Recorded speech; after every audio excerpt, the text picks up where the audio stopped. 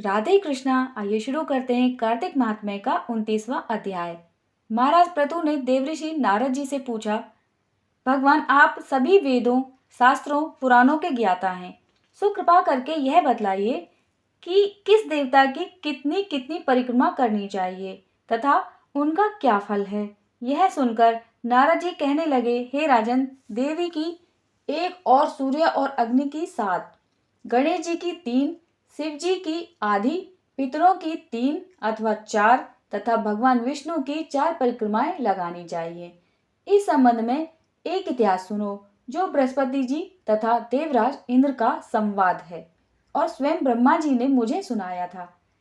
नारद जी ने कहा, वैवस्वत मनवंतर में एक बार इंद्र सहित सब देवता देवगुरु बृहस्पति जी के पास गए और उनसे पूछा, हे देवगुरु, ब्रह्म काल से पहले यह सृष्टि कैसी थी? इंद्र आदि देवगण कैसे थे तथा उनका क्या कर्म था? यह सुनकर बृहस्पति जी ने कहा, उस समय की बात तो हम भी नहीं जानते, क्योंकि उस काल को बीते अब तक 6 मनवंतर हो चुके हैं।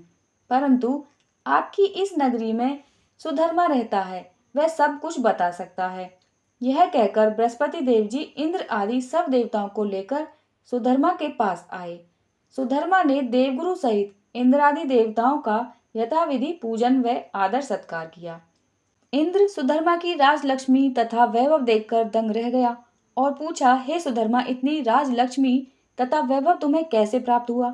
तुमने कौन सा ऐसा यज्ञ किया व तप किया जिससे ब्रह्मकाल से पहले की बात भी तुम जानते हो? यह जानने की हमारी अभिलाषा है। सुधर्मा ने उत्तर दिया, हे इंद्र, जब 4 युगों की 1000 चौकड़ियां बीत जाती हैं, तब ब्रह्म का एक दिन होता है। उस एक दिन में 14 मनु और इंद्र होते हैं। जब हम विष्णु लोक में थे, तब वहां पर रहते हमारे सामने इतने ब्रह्मा हो चुके हैं कि हम उनकी गणना भी नहीं कर सकते। उसके बाद हम यहाँ स्वर्ग में आए। हमने जो एकमात्र अच्छा कर्म करके इतनी लंबी आयु पाई है, उसका विवरण सुनो। पहले जन्म में मैं मांस भक्षी गिद्ध था। एक समय कार्तिक शुक्ल नवमी को श्री विष्णु के मंदिर पर बैठा हुआ था। एक शिकारी ने आकर बाण मारा, जिससे घायल होकर मैं विष्णु मंदिर में आ गिरा। उसी समय मांस के लोभी एक कुत्ते ने आकर मुझको पकड़ लिया। उसे देखकर अन्य कुत्ते भी वहां आ गए। वह कुत्ता उनसे डरकर मंदिर के चारों ओर चक्कर लगाने लगा। अन्य कुत्ते भी उसके पीछे पीछे भागते रहे। इस प्रकार सबने मंदिर की प्रदक्षिणा कर ली। इस बीच मेरी मृत्यु हो गई। मंदिर की प्रदक्षिणा से भगवान अत्यंत प्रसन्न हुए और मुझको अपना परम पद दे दिया। यह बात सुनकर इंद्र तथा अन्य सभी देवता अत्यंत प्रसन्न हुए और उन्होंने भी भगवान का पूजन करके प्रदक्षिणा की।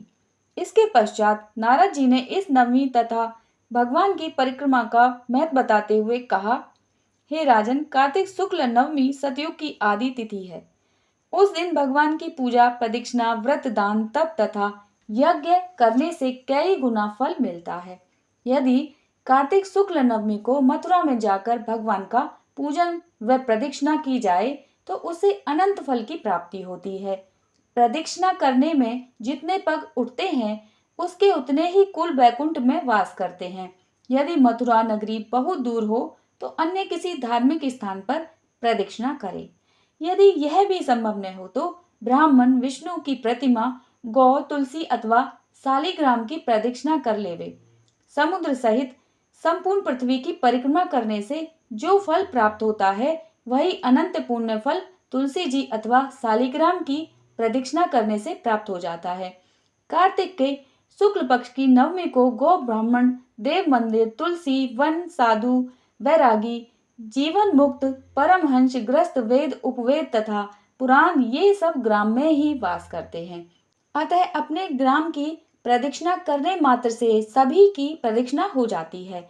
ग्राम की प्रदक्षिणा करने के लिए प्रातःकाल ब्रह्म मुहूर्त में उठकर शौच, स्नान आदि नित्य कर्म से निवृत्त होकर कमंडल हाथ में लेकर ओम नमो भगवते वासुदेवाय मंत्र का जाप करता हुआ सूर्य उदय होने से पहले ही प्रदक्षिणा प्रारंभ कर लेनी चाहिए।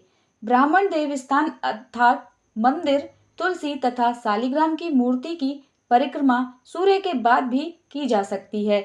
29वां अध्याय समाप्त।